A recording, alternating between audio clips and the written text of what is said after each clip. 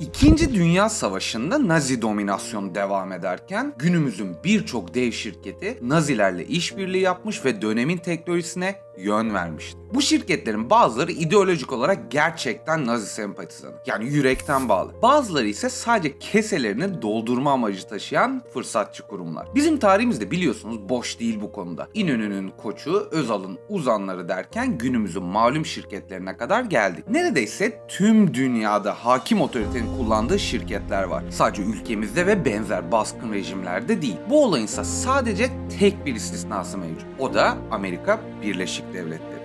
Amerika şirketlerin yandaş olduğu değil, şirketlere yandaş olan, şirketlerce yönetilen bir ülke. Ama bugünün konusu Nazi Almanyası ve Hitler'e hizmet eden şirketler. O zaman hadi başlayalım. Şimdi sırayla bu şirketlere bakacağız. Ama önce şunu belirtmeme izin verin. İkinci Dünya Savaşı öncesinde ve tabii savaş döneminde Hitler'in günümüzdeki gibi bir algısı yoktu abi. Bu sebeple lütfen olaya bu perspektiften bakalım. Tarihi her zaman kazananlar yazar. Hitler de tabii kazandığı dönemde tüm dünyaya hakkını arayan iyi kalpli bir ponçik olarak yansıtılıyordu. İşte bu dönemde birçok firma Hitler'in yanında yer aldı. Savaş sonunda iki taraf da kesesini doldurdu. Tabii şu anda anlatmaya değer gördüğümüze göre de günümüze kadar gücünü korumayı başardı. Hitler'in amacına emin adımlarla yürümesine büyük katkısı olan bu firmalar Nazi Almanyası'na ölümcül bir teknoloji altyapısı sundular. 1. Volkswagen. Hitler 1933'te iktidara geldikten hemen sonra halkın arabasını üretmek mottosuyla Porsche arabalarının yaratıcısı Ferdinand Porsche'yi yanına çağırır. Kendisinden böcek gibi akıcı çizgilere sahip bir araba üretmesini ister. Hitler'i harfiyen dinleyen Porsche dilimize Vosvos olarak da geçer. Volkswagen yani halkın arabası, Beetle yani böcek otomobilini üretir. Günümüzde grup ismi olarak da Volkswagen markasını kullanan şirket 528 milyar euroluk bir varlığa sahip. Aynı zamanda yollarda gördüğümüz birçok markanın da sahibi bunlar. Seat, Skoda gibi kısmen düşük orta gelire hitap eden, Audi gibi orta üst segmente sunulan, kuruluşundan da anlaşılacağı gibi Porsche ve Lamborghini gibi üst segmente hizmet veren ama dur daha bitmedi, Bentley ve Bugatti gibi de butik en üst segmente sunan markaların da sahibi bunlar. Yani hayırlı işler, devam ediyorum. 2. Coca-Cola. Coca-Cola biliyorsunuz duruma biraz tezat gelse de Yahudi ilişkili Amerikan bir firma konumunda. Lakin bu ölçekteki firmalarda çıkarlar her daim ağır basar. Zaten biraz önce de bahsettiğim gibi o dönemler Hitler Avrupa'nın gelecekteki hükümdarı bir ponçikti. 1936'da Nazi propagandasının başındaki Hermann Göring yabancı markaların Almanya'ya ithalatını durdurur. Para kaybetmek istemeyen Coca-Cola da hemen harekete geçer. Nazi rejimiyle pazarlığa giren ve anlaşma sağlayan firma reklam afişlerinde kola içen Nazi gençliğinin ve Gamalı Aç'ın arka yüzünde de Führer'in fotoğraflarının yer almasını kabul eder. Yıllar 1941'e geldiğinde ise Almanya Avrupa'daki en büyük pazar haline gelir. Bu sefer de tabii Amerika hükümeti markanın Almanya'ya olan ihracatını durdurur. Bunun üzerine Coca-Cola'nın Almanya temsilcisi Nazi gençliğine hitap eden yepyeni bir içecekle gelir. Fanta. 3. BMW. BMW'nin kurucusu Günter Quandt, Nazi Partisi'nin saygın üyelerindendi. Savaş döneminde üretimini savunma sanayine aktardı, Nazi rejimi için silah ve asgari teçhizat üretti. Bunları yaparken fabrikalarında 50.000 savaş tutuklusu ve toplama kamplarından gelen Yahudi işçi çalıştırdı. Bu şekilde büyüyen firma günümüzde 229 milyar dolarlık bir varlığa sahip. Bu arada aynı zamanda tıpkı Volkswagen'in alt firmaları gibi BMW de Rolls-Royce ve Mini Cooper'ın da sahibi. 4. Hugo Boss. Ferdinand Hugo Boss 1924'te Hugo Boss markasını kurduktan sonra 1931'de daha Hitler yapılanma içindeyken Nazi Partisi'ne üye oldu. Daha sonra Hitler'in 1933'te iktidara gelmesiyle 1945'in yani savaşın sonuna kadar Alman ordusunun üniformalarını yaptı. Tasarımları arasında SS'lerin, Hitler gençliğinin ve Wehrmacht'ın üniformaları da bulunuyor. 5. Ford. Listemizin bir diğer Amerikan şirketi ise Ford. Ford markasının kurucusu Henry Ford, Nazilerin en sağlam bağışçılarından biriydi.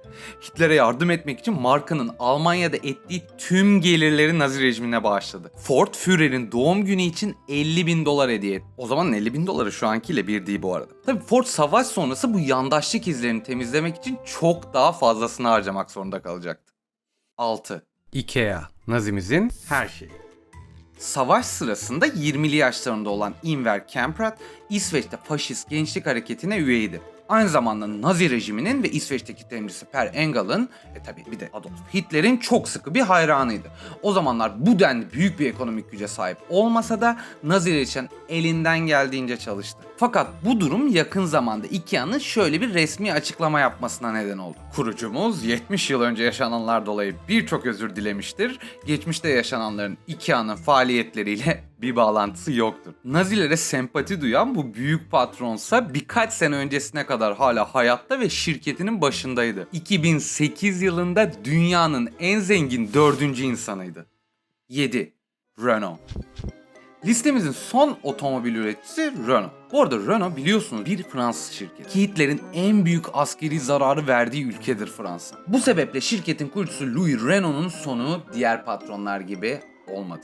1944'te Fransa'nın Nazilerden kurtuluşundan direnişçiler düşmanla işbirliği yaptı gerekçesiyle Louis Renault'u yakaladı, Paris yakınlarında bir hapishaneye gönderildi ve bir ay sonra tutuklular tarafından vahşice öldürüldü. Her ne kadar Renault'un mirasçıları dedelerinin işbirlikçi geçmişini yalanlasa da arşivler Renault'un Nazilere yani baş düşmanlarına kamyon ürettiğini ortaya koyuyor. 8. Fransız demiryolları.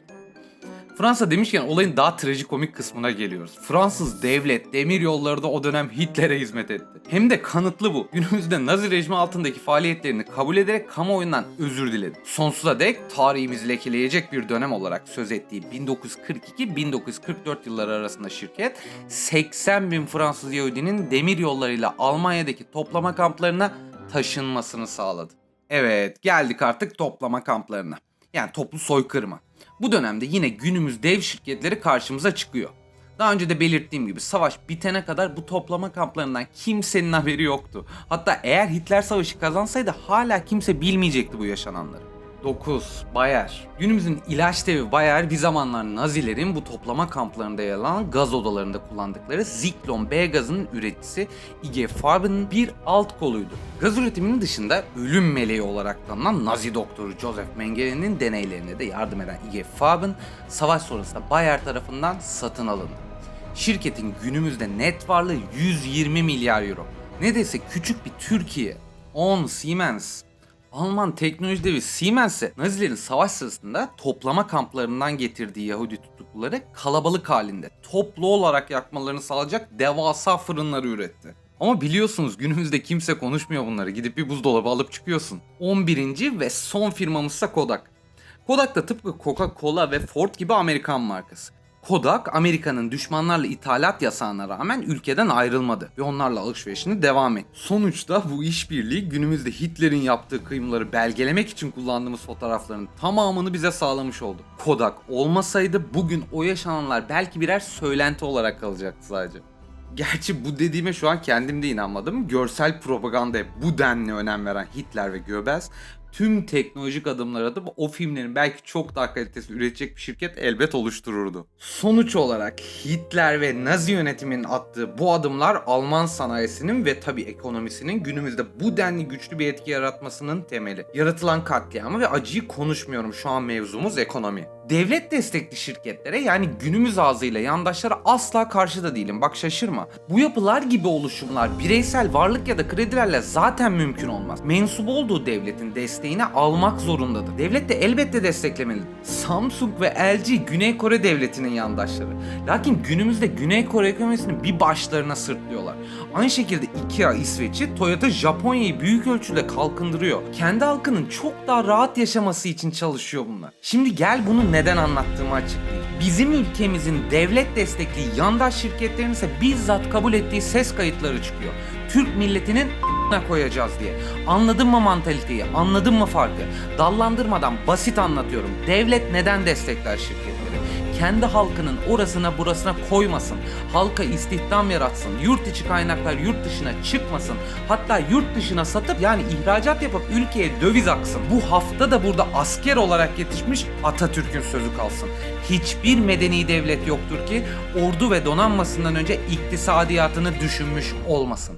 Hadi eyvallah.